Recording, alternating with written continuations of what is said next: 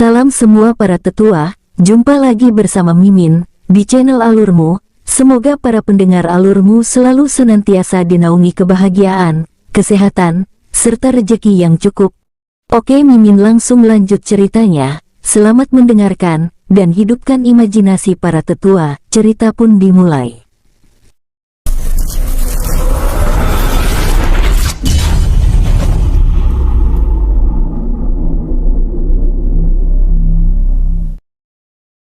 Saudara, apa yang harus kita lakukan? Jika kita memasuki kawasan kabut ilusi ini, kita akan terperangkap di dalamnya. Saudara, aku juga tidak tahu. Kali ini usaha kita untuk mendapatkan sumber daya tersebut benar-benar sulit.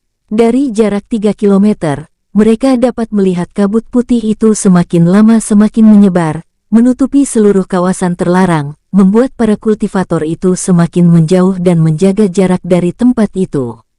Di dalam gua, King Ruo yang telah selesai membuat mantra formasi perlindungan dan mantra formasi pembunuhan, berbincang-bincang santai dengan harimau putih cakar emas, menunggu laporan dari para hewan penjaga yang memeriksa situasi yang terjadi di luar gua.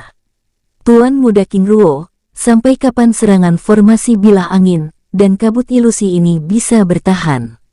Selama inti formasinya tidak dirusak. Selain itu, aku sarankan Yang Mulia juga tetap merawatnya, sambil menjelaskan cara merawat inti kedua mantra formasi tersebut. Baik Tuan. Yang Mulia, sebenarnya kabut ilusi ini masih belum begitu efektif, karena seseorang dengan kekuatan jiwa yang lebih kuat bisa menggunakan mata emas atau menggunakan kesadaran dewa untuk keluar dari jebakannya. Ada cara yang lebih efektif lagi, namun cara itu sedikit berisiko, ucap King Ruo. Tuan King Ruo, silakan. Racun udara, jawab King Ruo. Tuan King Ruo benar. Selain kekuatan ilusi yang membingungkan persepsi, kekuatan racun yang merusak syarat dan membekukan darah akan menjadi kombinasi pertahan yang luar biasa. Tetapi masalah ini, aku akan membicarakannya dengan para pelayanku. Yang Mulia benar. Sebaiknya hal seperti ini memang harus putuskan secara bersama, ucap King Ruo dengan tenang. Harimau putih itu mengangguk kepalanya. Tuan King Ruo, sebenarnya hingga saat ini, aku masih begitu penasaran. Bagaimana Anda bisa terbebas dari aturan ruang dan waktu di tempat ini? Namun belum sempat King Ruo menjawab, tiba-tiba para hewan penjaga memasuki ruangan dan melaporkan situasi yang terjadi di luar gua. Yang Mulia, semuanya berjalan dengan baik. Serangan mantra formasi bilah angin benar-benar menjauhkan para pendekar tersebut dari kawasan terlarang, bahkan kabut ilusi membuat mereka semakin menjaga jarak. Serigala Taring Emas menjelaskan, bagus, itu berarti mantra formasi ini bekerja dengan baik. Yang Mulia, karena kewajibanku telah selesai maka aku undur diri. Namun sebelum itu, apakah ada yang ingin bertanya? Tuan Muda King Ruo, bagaimana dengan kekuatannya petir, ucap Serigala Taring Emas dengan ragu. Maksud Tuan? Tanya King Ruo dengan ramah. Kami tidak melihat sedikit pun kekuatan petir keluar dari kedua mantra formasi ini. King Ruo menganggukkan kepalanya, memahami maksud dari hewan buas tersebut. Petir adalah simbol kekuatan utama Sen Guo Shiking. Jika aku menempatkannya di dalam salah satu mantra formasi, itu akan menjadi kecurigaan bahwa aku telah bekerja sama dengan kalian, dan itu akan menimbulkan kesan bahwa kalian sudah dikuasai. Jika demikian maka orang-orang tidak lagi akan menganggap kalian sebagai penguasa tempat ini. Para hewan buas itu menganggukkan kepalanya. Tuan Muda King Ruo benar. Aku, Sangguan Bai, akan mengingat budi Anda, ucap harimau putih cakar emas itu memperkenalkan namanya. Yang Mulia Sangguan Bai, aku King Ruo akan mengingat kalian semua dan Gunung Beitian ini, sambil menangkupkan tangannya dengan hormat. Setelah berpamitan, King Ruo lalu meninggalkan tempat itu. Begitu mudah, dan begitu berbakat. Sungguh jenius dari dewa kuno, sangat mengerikan, ucap Sangguan Bai, berbicara pada pelayannya, menatap kepergian King Ruo dengan kagum dan hormat. Yang Mulia benar. Jika memang dari awal Tuan Muda King Ruo ingin melakukan hal yang jahat pada kita, mungkin saat ini tidak akan mampu menghadapi serangannya. Kamu benar, walaupun tingkat kultivasinya yang rendah tapi strategi dan keterampilan yang dia miliki, tidak sulit baginya untuk mengambil semua rumput emas penguat jiwa, ucap Sang Guan Bai. Lalu melanjutkan perbincangan rahasia mereka. Bei Tian. Di tempat lain, King Ruo meninggalkan gua terlarang yang merupakan kediaman penguasa Gunung Bei Tian dengan gembira, karena niatnya untuk memiliki rumput emas penguat jiwa akhirnya tercapai. Dengan membudidayakan rumput emas penguat jiwa, aku tidak perlu takut untuk naik tingkat, batinnya senang. Sambil melewati kabut ilusi, King Ruo dengan sengaja merusak pakaiannya, dan membuat dirinya seolah-olah terluka parah oleh pertempuran sebelumnya. Sambil tersenyum kecil, King Ruo terus bergerak meninggalkan kawasan terlarang tersebut, hingga akhirnya dapat merasakan beberapa aura yang masih berada di tempat itu. Sus! King Ruo melesat keluar menemui para tetua yang dia jumpai sebelumnya. Tetua, ucap King Ruo pura-pura terkejut. Anak muda, ternyata kamu selamat, ucap salah satu dari mereka dengan gembira. Tetua, apa yang terjadi? Tanya King Ruo berpura-pura kebingungan, lalu menatap Dugu Leng dan Dugu Kai yang terdiam menundukkan kepalanya. Saudara Leng, ternyata dia masih hidup, ucap Dugu Kai dengan panik. Saudara, tetap bersikap seperti biasa, ucapnya menenangkan Dugu Kai, walaupun dirinya juga begitu gugup. Tuan, ucap Dugu Leng dengan terbata. Kalian, apa yang terjadi? Dengan mereka berdua terkena serangan bilang angin pedang, salah satu tetua menjelaskan. Bilah angin, benar, tiba-tiba bilah angin seperti pedang, dan kabut putih ini muncul, ucap tetua tersebut menjelaskan. King Ruo menganggukkan kepalanya, menatap Dugu Leng dan Dugu Kai yang terdiam mematung. Tetua, apakah kalian mengenal mereka? Nak, mereka adalah tuan muda dari kediaman klan Dugu. Tidak heran mereka begitu sombong dan arogan. Ternyata seorang tuan muda. King Ruo membatin. Klan Dugu, benar. Mereka adalah salah satu klan yang berkuasa di kota Beisi. Selain sombong, mereka juga anak muda arogan yang suka menindas orang lain, ucap tetua tersebut dengan jujur. Apakah tetua sekalian pernah ditindas oleh mereka? Bukan kami, tetapi murid klan kami yang selalu berurusan dengan mereka. Benarkah demikian? Tanya King Ruo menatap Dugu Leng dan Dugu Kai yang tampak begitu ketakutan. Benar tuan. Tetua, sekarang lakukan apa yang kalian pandang baik menurut kalian. Tapi nak, kami, dengan wajah bimbang dan ragu, duar, ledakan kecil keluar dari tubuh mereka. Ah, Dugu Leng dan Dugu Kai merintih kesakitan dan roboh. Tidak, oh tidak, ucapnya menangis, saat kekuatan kultivasinya dengan perlahan menghilang dari tubuhnya, membuat para tetua itu terkejut heran. Anak muda, apa yang kamu lakukan padanya? Menatap King Ruo dengan heran. Mereka benar-benar tidak bisa dibebaskan. Begitu saja, anggap saja sebagai hukuman bagi klan Dugu. Sebelumnya aku ingin membebaskan mereka, tetapi tindakannya tidak berubah sedikitpun. Dugu Leng, Dugu Kai, jika kalian masih berani bersuara, maka aku tidak akan segan-segan mematahkan kedua tangan dan kaki kalian, ucap King Ruo dengan tatapan dingin. Tindakan King Ruo yang tidak memberikan toleransi sedikitpun pada Dugu Leng dan Dugu Kai, membuat kelima tetua yang ada di hadapannya itu terdiam. Tetua, beberapa waktu lalu, saat aku terkena serangan serigala taring emas, mereka begitu menginginkan kematianku. Namun itu tidak masalah, karena memang seharusnya mereka bersikap seperti itu, tetapi karena merasa yakin bahwa aku telah mati, mereka kembali bersikap sombong dengan berbicara tidak sopan pada kalian.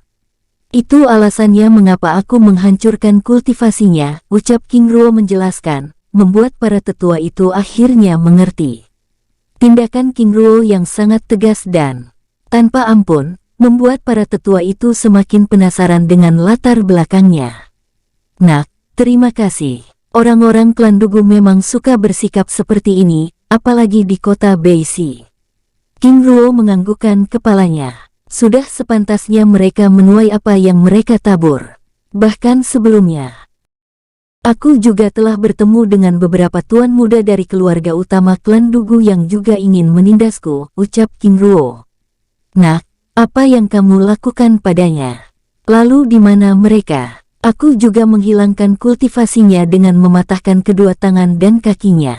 Mungkin sudah diselamatkan oleh mereka, jawab King Ruo santai sambil mengarahkan pandangannya pada Dugu Leng dan Dugu Kai yang kini hanya bisa meringis.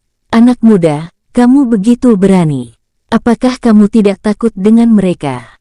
King Ruo tertawa kecil. Tetua, bukankah aku akan meninggalkan tempat ini?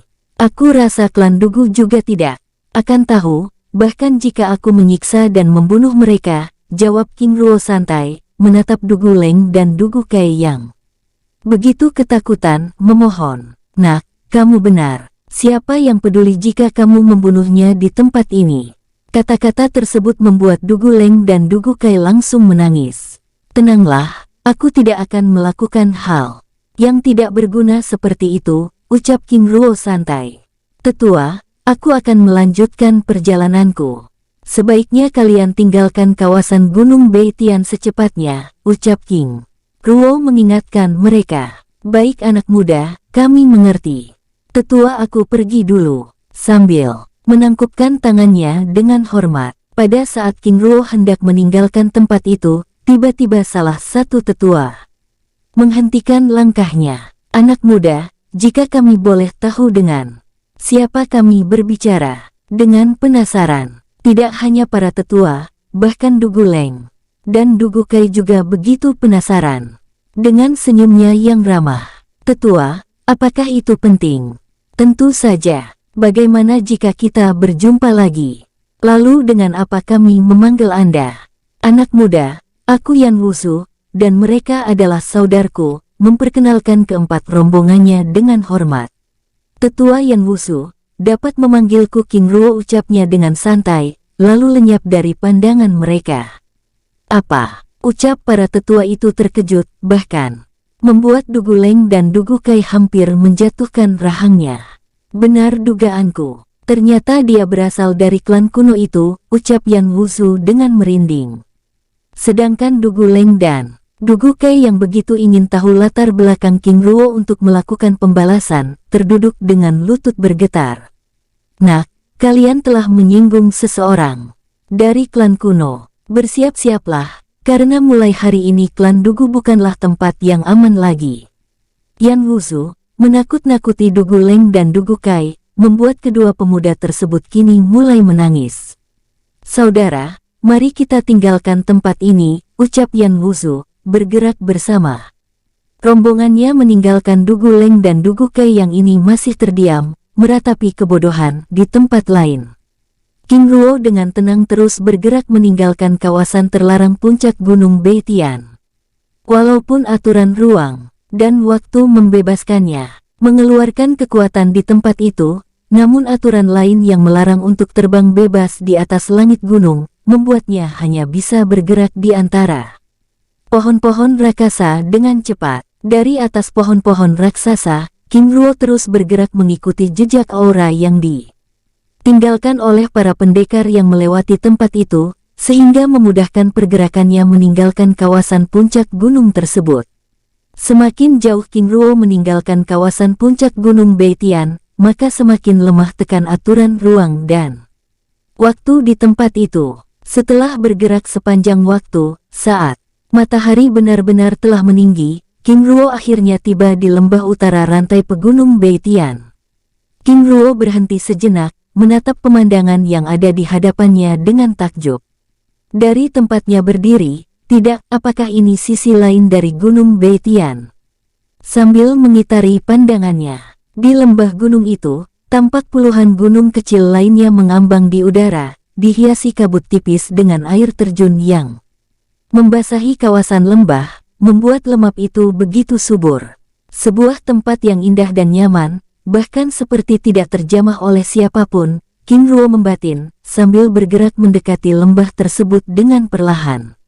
Sus. Sus. Sosok King Yongjun muncul di sisinya. Ayah, ucap dengan girang. Matanya yang tajam mengamati tempat itu dengan jelalatan. Ayah, di mana kita sekarang? Lembah utara Gunung Beitian, jawab King Ruo santai, sambil bergerak dengan perlahan, mengawasi tempatnya itu dengan seksama. Ayah, apakah kita akan tinggal di tempat ini? Dengan penuh harap. Sebenarnya ayah juga jatuh hati pada tempat ini, namun tempat ini terlalu jauh dari wilayah selatan. Ayah, lalu apa yang akan kita lakukan di tempat ini? Ayah ingin beristirahat sejenak. Lalu bagaimana dengan diriku? Lakukan sesuatu yang kamu mau, tapi ingat untuk tetap berhati-hati. Ayah akan beristirahat di tempat itu. Sambil menunjuk pada pohon besar yang ada di tepi sungai jernih yang ada di lembah tersebut. Baik ayah. Lalu bergerak meninggalkan. King Ruo memeriksa tempat itu. Tidak lama berselang setelah King Yongjun pergi, Long Fu, Long Ke dan Long Chen muncul dari dalam dunia jiwa. Penguasa, ucap mereka dengan hormat. Long Chen, awasi dia dengan diam-diam. Baik penguasa, jawab Long Chen, lalu lenyap meninggalkan King Ruo, memimpin Long Fu dan Long Ke, bergerak mengawasi King Yongjun yang begitu kegirangan. Setelah ketiga naga perak itu pergi, King Ruo lalu bergerak meninggalkan tempatnya, menuju sungai yang berada di lembah gunung tersebut. Sus, sus. King Ruo bergerak, mendekati sungai kecil yang ada di lembah gunung tersebut. Semakin dekat dirinya dengan tempat yang dituju, maka semakin kuat tekanan aura spiritual yang dia rasakan. Aura spiritual yang sangat luar biasa. Batinnya saat merasakan aura spiritual yang sangat nyaman memasuki tubuhnya. Sosok King Ruo tiba di bawah pohon raksasa tersebut. Setelah memastikan bahwa tempat itu benar-benar aman, King Ruo lalu melepaskan bajunya, lalu memasuki sungai tersebut dan membersihkan dirinya di tempat itu. Sangat nyaman, batinnya sambil berendam di tempat itu, di tempat lain. King Yongjun terus bergerak, menjelajahi lembah gunung itu dengan gembira. Dari jauh, di tempat tersembunyi, Long Chen, Long Fu dan Long Ke hanya bisa tersenyum dan menggelengkan kepalanya. Benar-benar seperti burung yang terlepas dari sangkarnya, ucap Long Fu, sambil mengawasi King Yongjun dan memeriksa lembah tersebut. Saudara benar, tapi sampai kapan dia akan bergerak seperti itu, ucap Long Ke. Dengan sikap siaga, ikuti saja, jangan biarkan dia tahu jika kita mengikutinya, ucap Long Chen dengan santai. Saudara, menurutku tempat ini sangat aneh, ucap Long Fu, maksud saudara? Tanya Long Ke. Tempat yang begitu nyaman, tapi tidak ada satupun makhluk yang menempatinya. Saudara benar, ucap Long Chen tiba-tiba, sambil meningkatkan kewaspadaannya. Di hadapan mereka, King Yongjun yang terus bergerak, tiba-tiba berhenti di atas puncak gunung mengambang. Menikmati pemandangan di tempat itu dengan tenang. Daratan para dewa benar-benar tempat yang luar biasa, ucapnya pelan, lalu mencari tempat duduk, dan mulai menyerap aura spiritual di tempat itu, membuat Long Chen dan rombongannya yang sedikit lega. Di tempat lain, King Ruo yang merasa sudah cukup lama berada di dalam sungai, lalu kembali ke daratan, sambil membuat segel tangan. Sus, perisai perlindungan dan mantra ilusi muncul di sekitar pohon raksasa tersebut, dan melindungi tempat itu dari pandangan orang lain. Setelah memastikan bahwa perisai perlindungan dan mantra formasi ilusi tersebut benar-benar bekerja dengan baik, King Ruo lalu mengganti pakaiannya yang basah dengan pakaian yang baru. Setelah mengganti pakaiannya, King Ruo lalu mengeluarkan tikar dari dalam cincin penyimpanannya, dan menghamparkan di bawah pohon tersebut, menikmati suasana di tempat itu dengan santai. Setelah cukup lama berada di tempat itu, dan merasa yakin bahwa lembah itu benar-benar aman, King Ruo lalu mengeluarkan King Ling dan King Lian An dari dalam dunia jiwa. Kakak, ucap King Ling terkejut saat melihat tikar telah terhampar di tempat itu. Ling Er, saat ini kita ada di lembah utara Gunung Beitian, ucap King Ruo menjelaskan. GG, tempat ini, selain aura spiritual yang begitu nyaman, pemandangan juga sangat luar biasa, ucapnya dengan takjub. Sambil terus memperhatikan pemandangan di lembah gunung itu dengan seksama. Tempat yang begitu tenang, dengan gemericik air sungai dan aura spiritual yang membuat perasaan menjadi nyaman, membuat King Lianan yang berada di dalam gendongan King Ling tertidur lelap. Kakak lihat putri kita, ucapnya tertawa kecil, membuat sosok mungil itu membuka matanya, lalu tertidur kembali. Sepertinya dia menyukai tempat ini, ucap King Ruo sambil meraih tubuh mungil itu dan menggendongnya dengan penuh kasih. Sepertinya demikian, ucap King Ling, duduk di sisi King Ruo, sambil mengeluarkan buah-buahan abadi serta minuman, lalu menatanya di atas tikar. Sambil menikmati pemandangan di tempat itu, King Ruo dan King Ling berbincang. Bincang santai, kakak, lembah ini benar-benar tempat yang nyaman untuk ditinggali, ucap King Ling.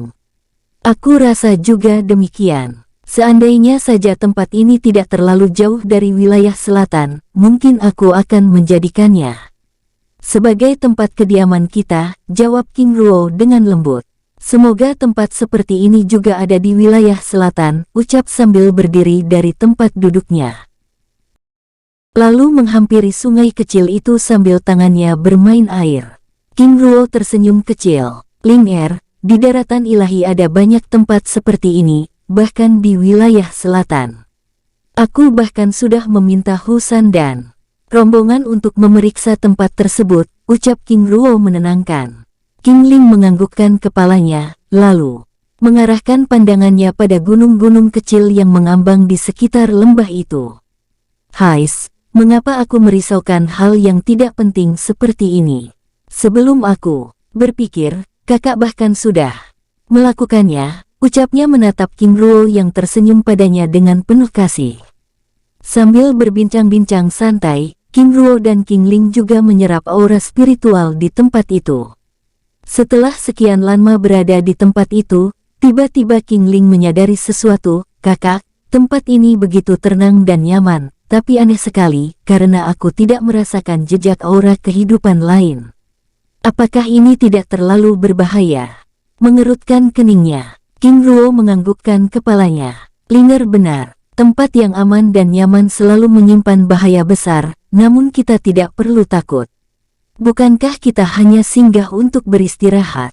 King Ling menganggukkan kepalanya, kakak benar. Lagi pula kita juga tidak melakukan kesalahan. Suasana yang tenang dan nyaman itu membuat mereka lupa waktu. Terlebih lagi King Lianan yang terlihat begitu menyukai suasana di tempat itu. Pada saat mereka sedang berbincang-bincang, tiba-tiba King Ling merasakan aura bergerak mendekati mereka. Kakak, ucapnya, menatap King Ruo yang hanya tersenyum santai. Tidak lama kemudian, sosok King Yongjun terlihat dan terus bergerak mendekati mereka. Ayah, ibu, berlutut dengan hormat. Jun, ibu pikir kamu sedang berlatih bersama kakek Feng. Ibu, sebelumnya memang demikian, tapi ayah tiba-tiba mengeluarkanku dari dalam dunia jiwa. Ling, aku ingin mengenalkan aura spiritual daratan ilahi pada Jun dan membiasakannya. Tapi kakak, apakah itu tidak berbahaya? Tenanglah, aku sudah memeriksa tempat ini. Sambil meminta King Yongjun duduk di sisinya, King Ling menganggukkan kepalanya. Menatap King Yongjun yang tampak begitu bahagia. Jun, apakah kamu merasakan sesuatu? Benar ayah. Tempat ini sangat nyaman dan menenangkan. Lalu apa yang kamu temukan? King Yongjun menggelengkan kepalanya. Aku tidak menemukan sesuatu yang berarti selain merasakan kekuatan spiritual di tempat ini yang begitu menenangkan. Selain itu, aku juga merasakan aura yang sangat kuat, tetapi sangat jauh dari tempat ini, yang sepertinya sedang mengawasi pergerakan kita. Benarkah? Elbu bahkan tidak merasakannya, ucap King Ling dengan wajah khawatir, lalu menatap King Ruo. Tenanglah, jika memang ada kekuatan lain yang sedang mengawasi kita, aku rasa itu adalah penguasa tunggal Gunung Beitian, ucap King Ruo dengan tenang. Ayah mohon penjelasannya. Namun belum sempat King Ruo berbicara, tiba-tiba aura yang sangat kuat bergerak mendekati mereka. Tidak hanya satu tetapi, ada 3. Ayah, ucap King Yongjun panik. Kakak, ucap King Ling dengan khawatir. Sus, 3 sosok hewan buas tiba dan hadapan mereka. Kakak, ucap King Ling sambil meminta King Lian-an yang masih tertidur dalam pelukan King Ruo. Tiba-tiba salah satunya makhluk itu membuat segel mantra formasi, lalu melindungi tempat itu, mengejutkan King Ling dan King Yongjun. Ayah, kakak, ucap King Yongjun dan King Ling bersamaan, menatap sosok hewan buas yang ada di hadapan mereka dengan heran. Jun mereka adalah teman-teman ayah, ucap King Ruo sambil menenangkan King Ling yang hampir melepaskan Trisula Naga Utara. Tuan King Ruo, maaf mengganggu waktu istirahat Anda, dengan sikap hormat. Yang mulia Sangguan Bai, bicaralah, ucap King Ruo dengan ramah. Tuan King Ruo, apakah dia putra Anda? Menatap King Yongjun yang masih mematung. Benar, dia adalah putra kedua kami, King Yongjun, dan dia istriku Duan Ling, sedangkan yang paling kecil ini adalah putri kami, King Lian-an. King Ruo menjelaskan, membuat harimau putih cakar emas, yang merupakan penguasa tunggal Gunung Beitian itu saling berpandangan dengan serigala taring emas dan harimau hitam mata biru yang ada di sisinya. Yang mulia, apakah ada yang salah? Tuan muda, putra Anda, ucap Sangguan Bai ragu. Tubuh emas, ucap King Ruo. Benar tuan, ini terlalu berbahaya, karena tubuhnya dapat menarik kekuatan gelap. Sebaiknya tuan mencari tempat yang memiliki aura emas yang lebih banyak untuk menyamarkan aura dari tubuhnya, ucap Sangguan Bai menjelaskan. Ji Yingqi, ucap Sangguan Bai, pada serigala taring emas yang ada di sisinya. Baik yang mulia, lalu menghampiri King Yongjun, sambil mengubah tampilannya menjadi gadis cantik. Tidak hanya serigala taring emas, Sangguan Bai, dan harimau hitam mata biru juga mengubah sosok mereka menjadi manusia. Tuan muda, ucap Ji Yingqi dengan senyumnya yang ramah dan hormat, lalu memasang jubah dari kulit harimau putih pada tubuh King Yongjun. Nona Yingqi, ini, tanya King Yongjun, penasaran, menatap ke arah King Ruo dengan ragu. Tuan muda, untuk sementara waktu, jubah ini dapat menyegel aura emas yang sangat berlebihan dari tubuh Anda, ucap Ji Yingqi menjelaskan. Terima kasih Nona, sambil menangkupkan tangannya dengan hormat. Tuan muda, berterima kasihlah pada yang mulia, ucap Ji Yingqi dengan hormat. Belum sempat King Yongjun berbicara, Sangguan Bai sudah mendahului. Tuan muda tidak perlu berterima kasih. Justru aku yang harus berterima kasih, karena pertolongan Tuan King Ruo lah aku bisa pulih kembali. Menatap King Ruo dengan hormat. Walaupun demikian, King Yongjun tetap berterima kasih, dan menangkupkan tangannya dengan hormat. Sikap King Yongjun yang ramah dan hangat membuat ketiga sosok hewan buas tingkat tinggi yang telah mengubah dirinya menjadi manusia itu semakin menyukainya. Yang mulia, apakah yang mengawasi kami sebelumnya adalah Anda? Tanya King Yongjun, yang kini mulai terbiasa dengan kehadiran 3 wanita tersebut. Benar, jawab Sangguan Bai dengan ramah, menatap King Yongjun dengan takjub. Pemilik tubuh emas memang benar-benar luar biasa, ucap Ji Yingqi. Yang mulia, ucap harimau hitam mata biru. Suyu, ada apa? Harimau hitam mata biru yang bernama Suyu itu mengalihkan pandangannya pada King Lian-an yang masih berada di dalam pelukan King Ruo.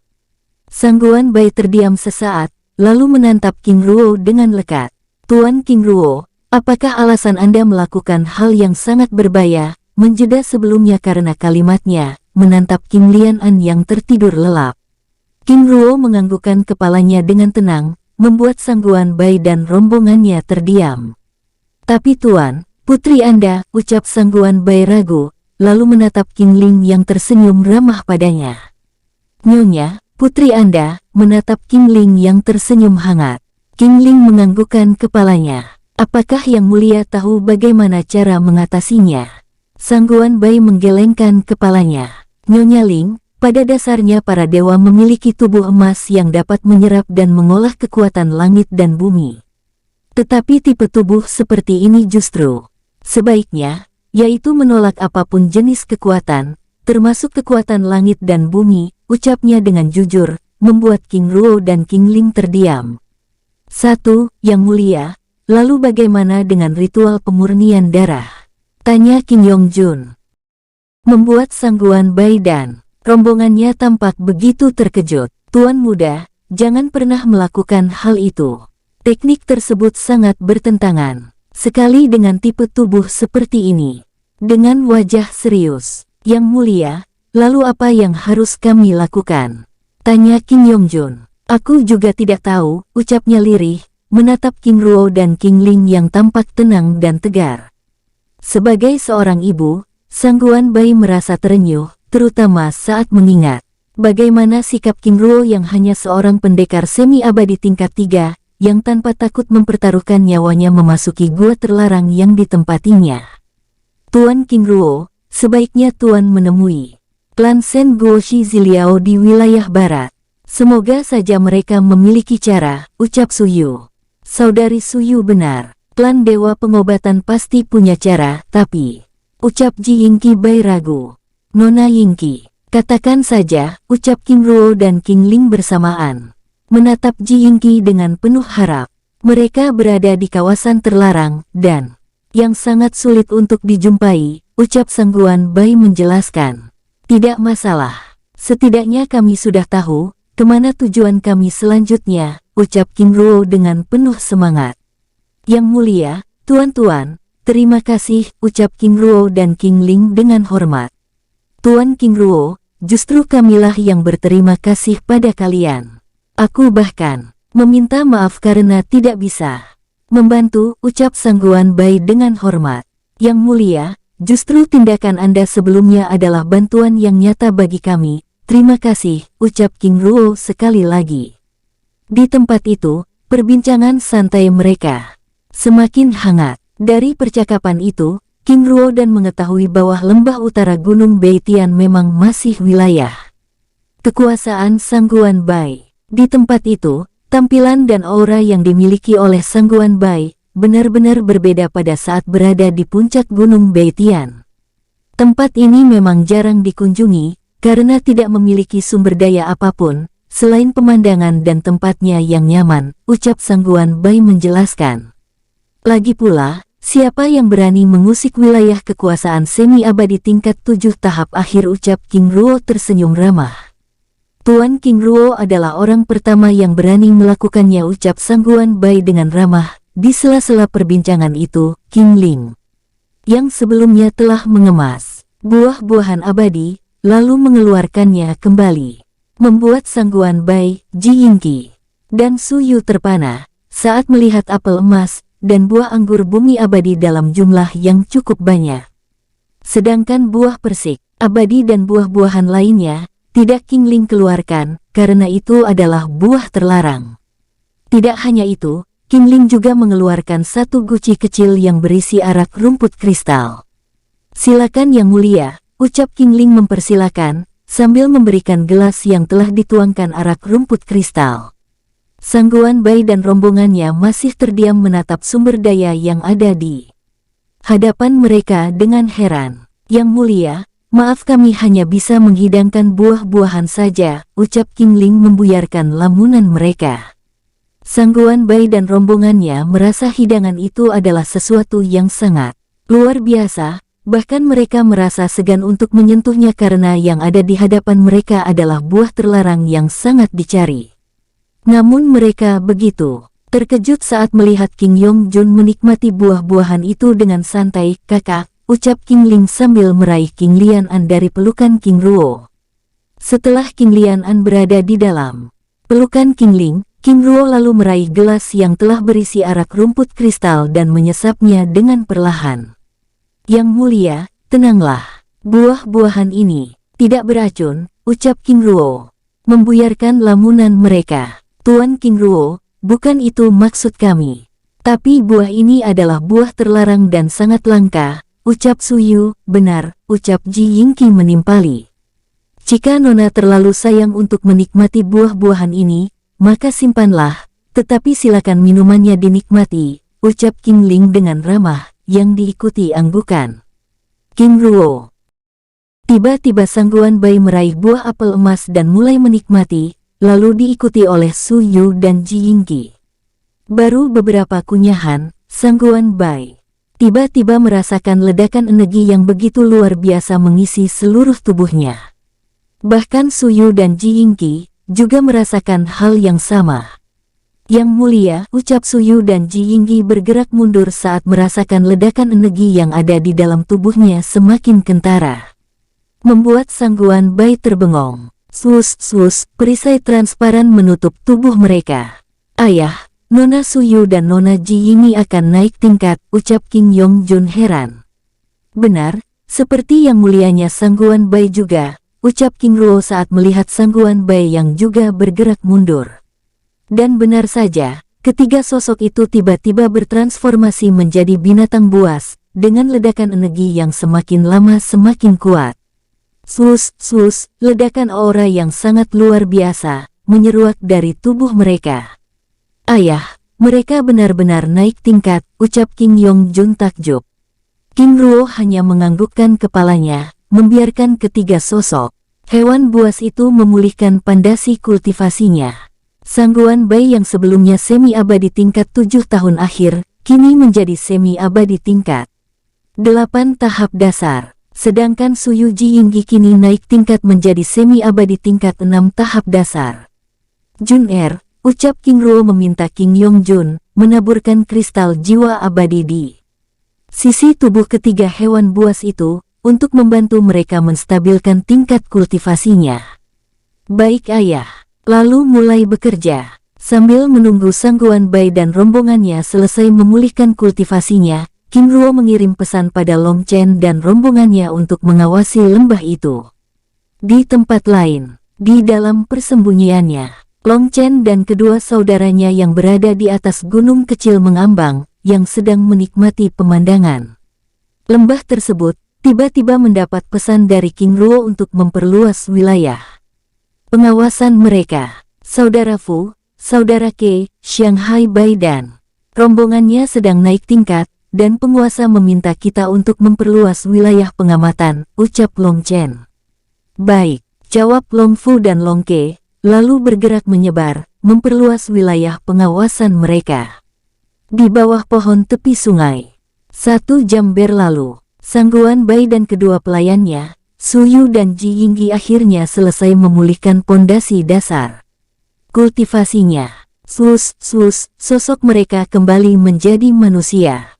Tuan King Ruo, Tuan Muda King Yong Jun, terima kasih, ucap Sangguan Bai dengan hormat. Yang mulia tidak perlu terima kasih. Bukankah kita saling membantu, ucap King Ruo dengan ramah.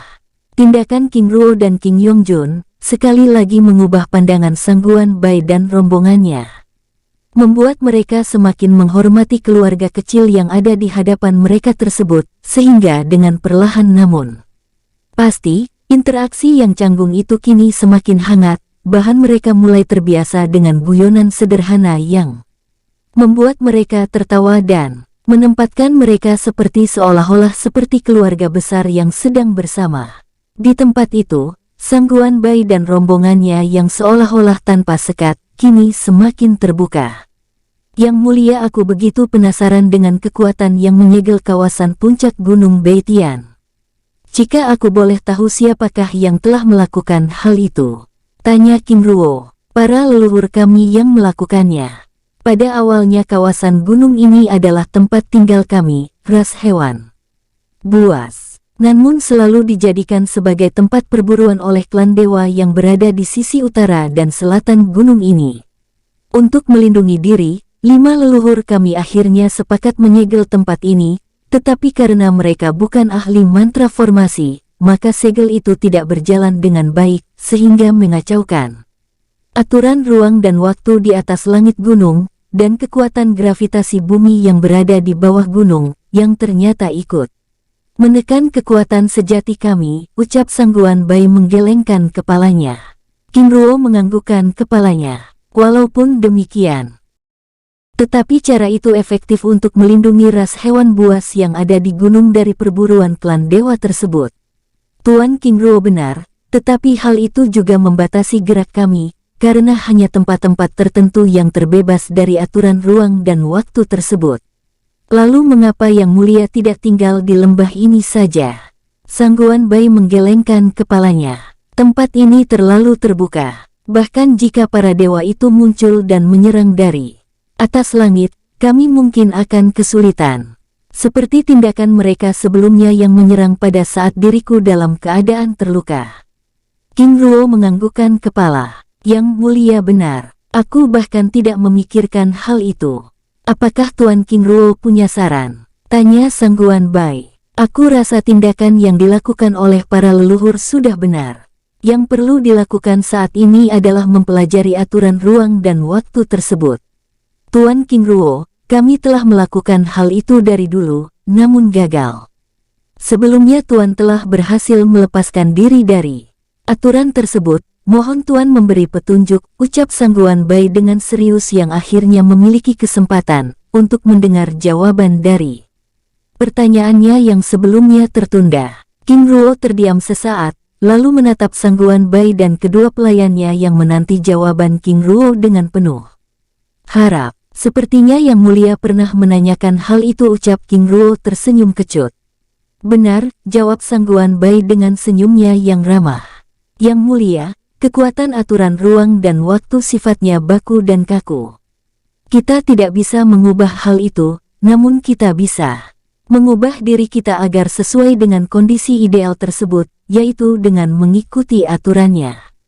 Anggap aturan itu seperti air. Untuk bisa hidup di dalamnya, kita perlu dapat memposisikan diri kita menjadi seekor ikan, ucap King Ruo. Sangguan Bai dan kedua pelayannya yang terdiam menatap King Ruo dengan kagum. Tidak heran kami selalu gagal sebelumnya, ucap Sangguan Bai, menyadari kesalahannya dalam membebaskan diri dari aturan ruang dan waktu yang mengikat kekuatan mereka. Di dalam semesta yang maha luas ini, ada jutaan aturan dan kekuatan tanpa batas. Dan kita tidak bisa menguasainya apalagi menentang kekuatan tersebut, ucap King Ruo. Tuan King Ruo benar, ucap Suyu. Pada saat mereka sedang berbincang-bincang, tiba-tiba seekor kucing dahan tiba di tempat itu, menemui mereka. Dengan tersengat-sengal, Mao-chan, ada apa? Tanya Sangguan Bai, penasaran. Yang Mulia, ketiga putri Anda menangis dan seperti sedang mencari, ucapnya dengan hormat. Sangguan Bai menganggukkan kepalanya, lalu menatap King Ruo dan King Ling yang ada di hadapannya. Tuan King Ruo, Nyonya Ling, maaf aku tidak bisa berlama-lama di tempat ini. Jika kalian ingin tetap tinggal di lembah ini untuk beristirahat beberapa waktu, silahkan Tuan menuju hulu sungai kecil ini. Di sana ada gua air yang bisa Tuan dan keluarga gunakan. Jika Tuan ingin beristirahat di tempat penginapan, Tuan dan Nyonya dapat bergerak menuju arah barat, 50 kilometer dari lembah ini ada kota kecil, ucap Sangguan Bai sambil menyampaikan permohonan maafnya. Baik Yang Mulia, terima kasih. Kami mengerti. Sampai jumpa di lain waktu, ucap King Ruo sambil memberikan cincin penyimpanan yang berisi beberapa buah-buahan abadi serta pil tingkat tinggi. Sangguan Bai berusaha menolak pemberian itu namun King Ruo maksa. Tuan King Ruo, Nyonya Ling, Tuan Muda Yongjun, kami pergi. Jika ada waktu datanglah di kawasan puncak Gunung Beitian, ucap Sangguan Bai dengan hormat. Sambil memberikan lencana emas pada King Yongjun. Yang Mulia, ini adalah satu dari 5 lencana penguasa Gunung Beitian. Terimalah, ucap Sangguan Bai dengan ramah. King Yongjun terdiam sesaat, lalu menatap King Ruo yang dijawab dengan anggukan kecil. Terima kasih Yang Mulia, sambil menangkupkan tangannya dengan hormat. Baik, kami pergi, ucap Sangguan Bai lalu bergerak meninggalkan tempat itu. Ayah, ucap King Yongjun, sambil menatap kepergian Sangguan Bai dan rombongannya. Bicaralah, ucap King Ruo dengan lembut. Bagaimana ayah bisa berteman dengan hewan buas tingkat tinggi tersebut? Menatap King Ruo dengan kagum. King Ruo tersenyum ramah, lalu menjelaskan perjalanannya dari kota Beisi hingga membantu penguasa Gunung Beitian tersebut dengan rinci, membuat King Yongjun dan King Lingyang mendengarkan cerita tersebut terdiam. Ayah, terlalu berani, ucap King Yongjun dengan wajah sedih. Jun-er, tekad dan keberanian harus kamu tanamkan dalam hatimu, terutama untuk melakukan sesuatu yang baik. Kebaikan yang kamu tabur maka kebaikan pula yang akan kamu tuai.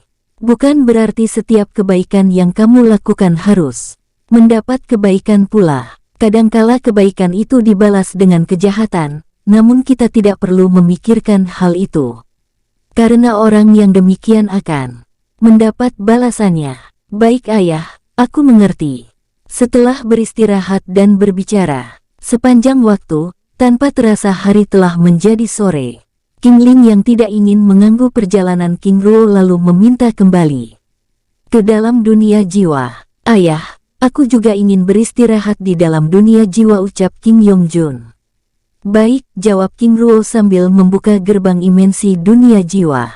Setelah King Ling, Lian An dan King Yongjun kembali ke dalam dunia jiwa, King Ruo lalu memanggil Long Fu, Long Ke dan Long Chen. Swus-swus, ketiga sosok yang bersembunyi di dalam bayangan tersebut muncul di hadapan King Ruo. Penguasa, ucap mereka dengan hormat. Long Chen, aku ingin melanjutkan perjalanan, tapi aku ingin kamu menemaniku. Sedangkan Long Fu dan Long Ke, aku ingin kalian berdua kembali ke dalam dunia jiwa, ucap King Ruo, sambil membuka gerbang dimensi dunia jiwa. Baik penguasa, jawab mereka dengan hormat. Beristirahatlah. Jika terjadi sesuatu, aku akan segera memanggil kalian berdua. Baik penguasa, ucap Long Ke dan Long Fu dengan hormat, sambil memasuki dunia jiwa. Setelah Long Fu dan Long Ke memasuki dunia jiwa, King Ruo lalu membawa Long Chen bergerak meninggalkan tempat itu. Long Chen, ucap King Ruo sambil bergerak dengan perlahan. Sus, tubuh mereka melesat ke atas langit dengan perlahan. Di atas langit, sambil bergerak dengan perlahan. Long Chen, seberapa luas pengetahuanmu tentang wilayah utara? Tidak banyak penguasa, tapi aku pernah pergi ke klan Naga Es di kawasan terluar wilayah utara, dan klan Dewa Air.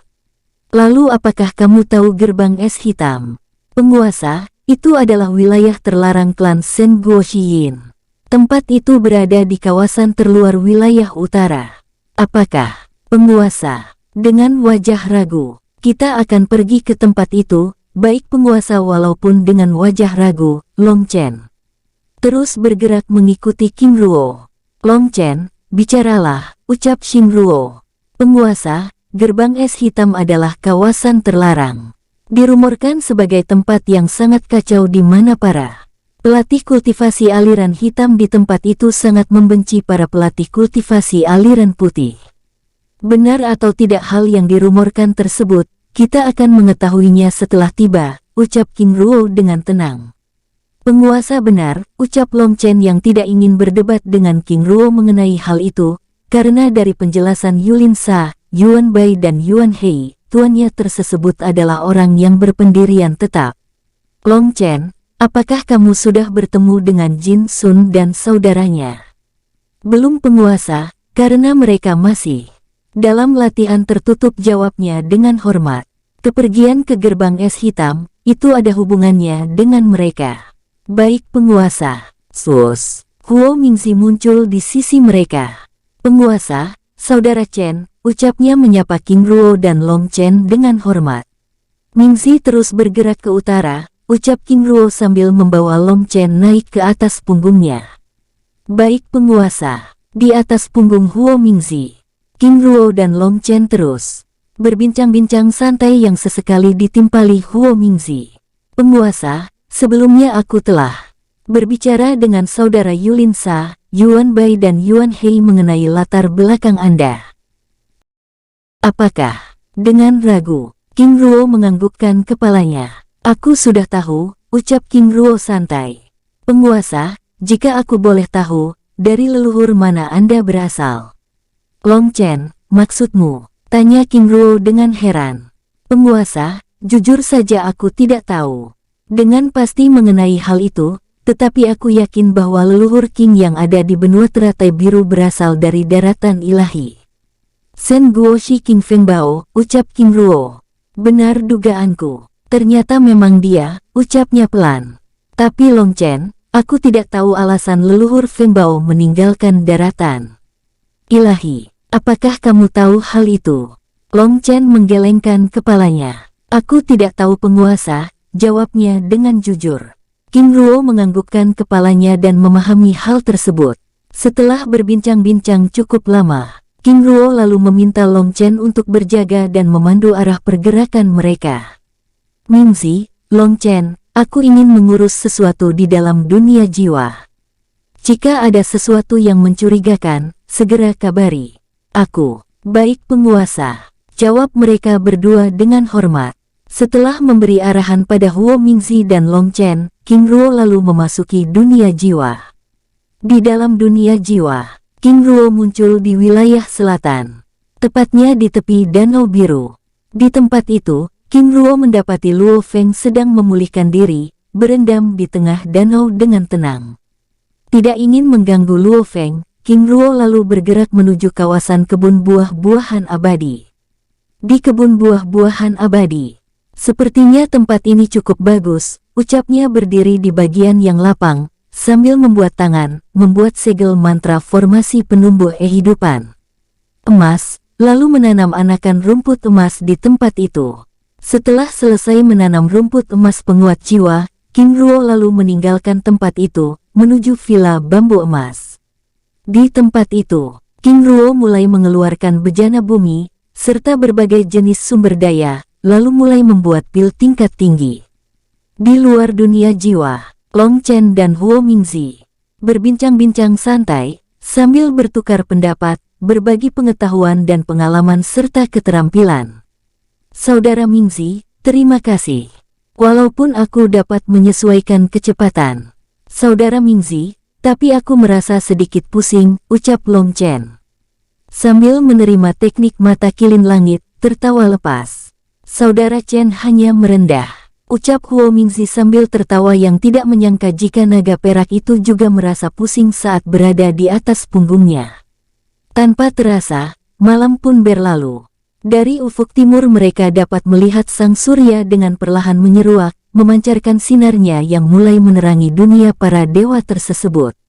Sus, sus. Huo Mingzi terus bergerak dengan tenang dan waspada. Hari yang cerah itu pun berlalu, kembali menjadi malam, membuat Long Chen menjadi gelisah. Saudara Chen, ada apa? Saudara Mingzi, perjalanan seperti ini sangat berbahaya, tapi penguasa, ucapnya ragu. Saudara Chen, tenanglah. Bukankah penguasa meminta kita untuk mengabarinya jika ada sesuatu yang mencurigakan?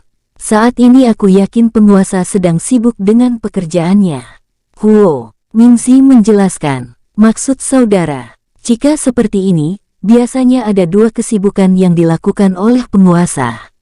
Membuat pil dan membuat senjata, ucap Huo Mingzi menjelaskan, membuat Long Chen terdiam. Apakah saudara berpikir kalau penguasa akan berleha-leha saja? Bukan itu maksudku. Berada terlalu lama di dalam dunia jiwa dengan situasi seperti ini benar-benar sangat berbahaya, karena serangan kecil dapat membahayakan nyawanya. Aku mengerti, itulah alasan mengapa penguasa meminta kita agar tetap waspada. Jika seperti ini, kita tidak bisa melanjutkan perjalanan, karena ini terlalu berisiko.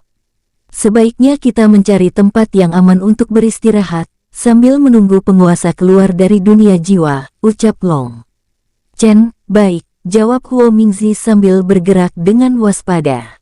Di dalam dunia jiwa, halaman villa bambu emas, King Ruo duduk di kursi taman, beristirahat, sambil menyeka keringat setelah seharian membuat pil dan senjata tingkat tinggi. Setelah memulihkan diri dan beristirahat cukup lama di tempat itu, King Ruo lalu membersihkan diri dan keluar dari dalam dunia jiwa.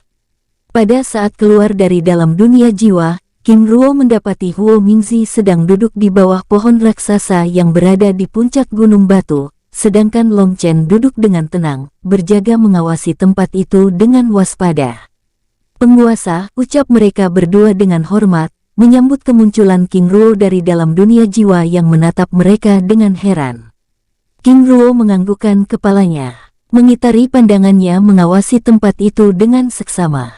"Long Chen, sudah berada di mana kita?" "Penguasa, saat ini kita berada di Gunung Batu Terpencil. Dari tempat ini 3 hari perjalanan lagi, kita akan tiba di kota Beisan, yaitu kota Gunung Utara." Sambil menjelaskan alasan mereka yang berhenti di tempat itu, King Ruo menganggukkan kepalanya.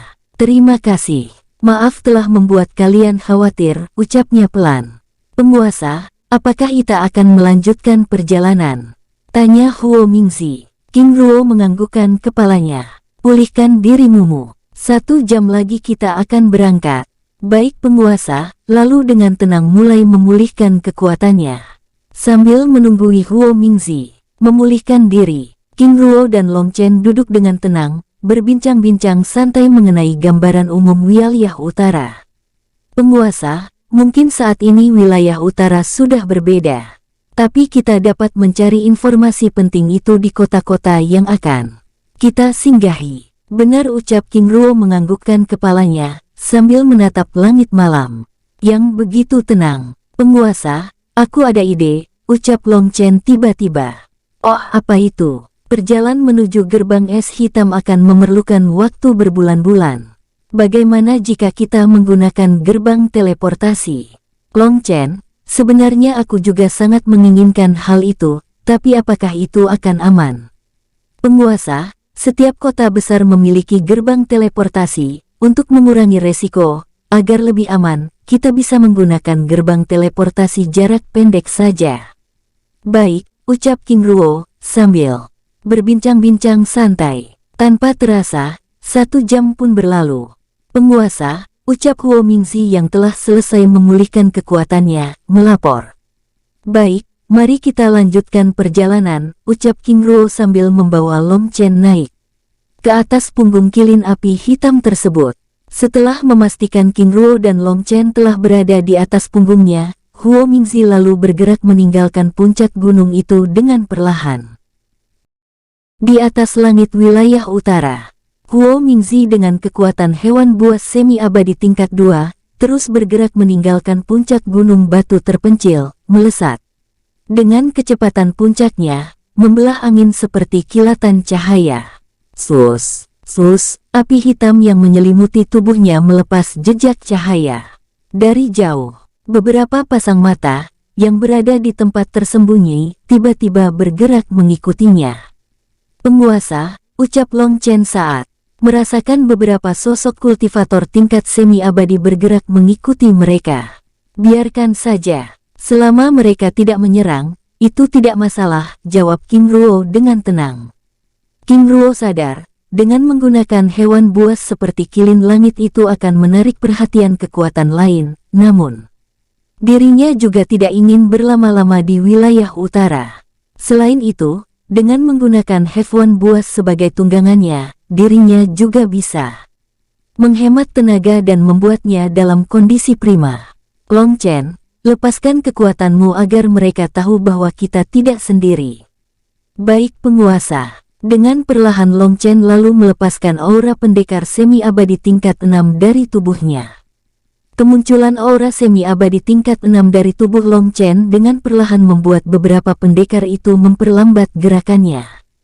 "Penguasa," ucap Long Chen senang, karena cara King Ruo menjauhkan para kultivator itu ternyata itu berhasil. King Ruo mengangkat kepalanya dan mereka senang karena caranya tersebut berhasil. "Long Chen, sebenarnya dengan kekuatan yang kita miliki saat ini, kita tidak perlu takut pada mereka, tetapi aku tidak ingin melakukan pertempuran yang sia-sia. Karena hanya akan membuang waktu dan memperlambat perjalanan kita." Long Chen menganggukkan kepalanya. "Penguasa benar," sambil menatap punggung King Ruo duduk di depannya dengan hormat. Di tempat lain, 3 sosok kultivator yang mengikuti King Ruo sebelumnya memperlambat kecepatan mereka, menjaga jarak sejauh mungkin agar tidak diketahui. Hewan langit telah muncul dan ini adalah hal yang luar biasa. Lalu apa yang harus kita lakukan? Sebaiknya kita melaporkan hal ini pada tetua, karena bagaimanapun caranya, kita harus mendapatkan hewan langka disebut. Tapi bagaimana dengan aura semi-abadi tingkat 6 yang kita rasakan sebelumnya? Tenanglah, dia hanya sendiri.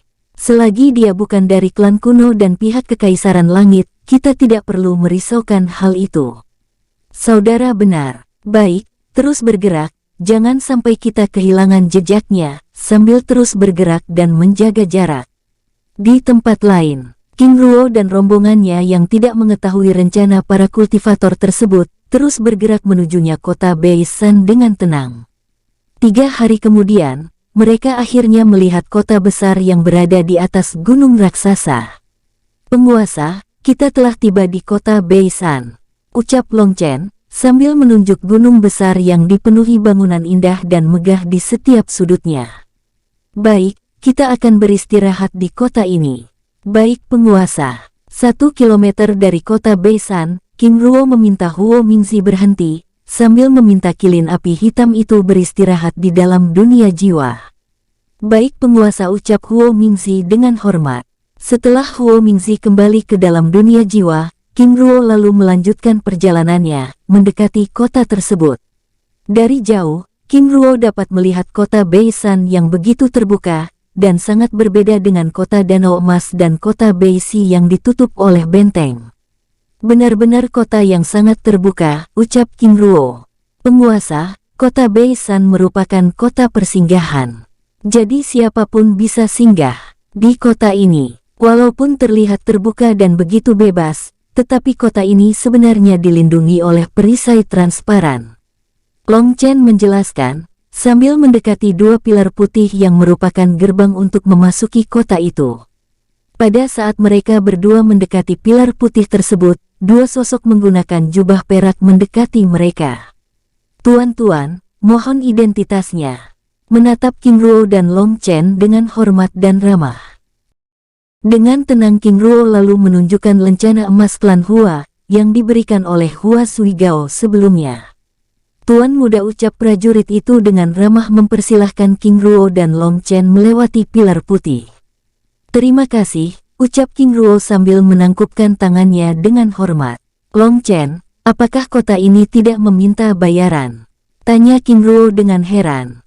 Berbicara melalui telepati pada Long Chen yang berjalan di sisinya. Penguasa, aku juga tidak tahu.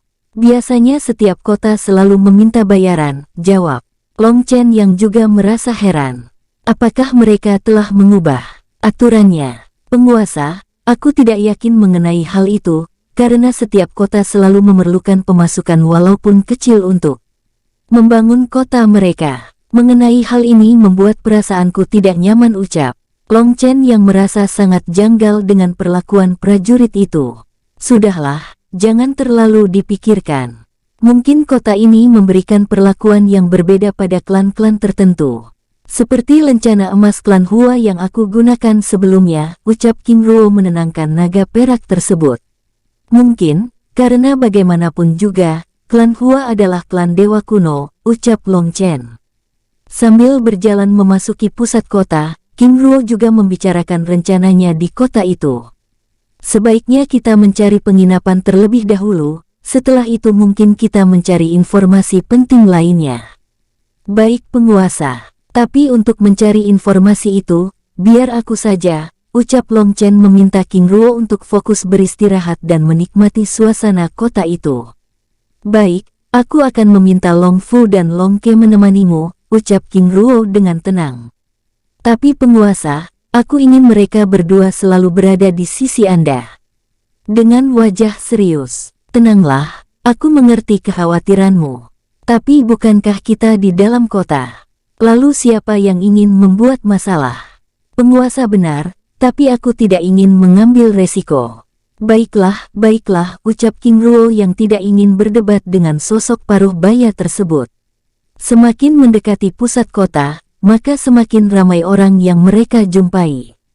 Di sepanjang jalan, berderet bangunan indah dan megah yang menjual sumber daya, senjata dan hewan buas. Penguasa, ucap Long Chen terlihat kesal saat menatap hewan buas yang dirantai. Dalam kurungan besi tersegel, Long Chen, ucap King Ruo pelan, memintanya untuk tidak membuat masalah dan memancing perhatian banyak orang di tempat itu. Selain banyaknya pengunjung, kehadiran para tuan muda yang menunggangi hewan peliharaannya, membuat jalanan kota yang ramai itu menjadi semakin sempit. Bahkan, sesekal King Ruo dan Long Chen minggir, memberi jalan pada hewan buas tersebut untuk lewat. Sangat tidak tertib, ucap King Ruo, menggelengkan kepala melihat para tuan muda kaya yang berlalu lalang dengan hewan buas mereka. Setelah terus berjalan, mereka berdua akhirnya tiba lihat sebuah penginapan. Sepertinya tidak buruk, ucap King Ruo sambil memasuki tempat itu. Baik penguasa, serahkan ini padaku, ucap Long Chen dengan sigap. King Ruo yang sebenarnya sangat tidak ingin dilayani seperti itu hanya bisa menganggukkan kepalanya, terlebih lagi sosok Long Chen yang seharusnya dia hormati. Namun karena naga perak itu memaksa, membuat King Ruo akhirnya menyerah.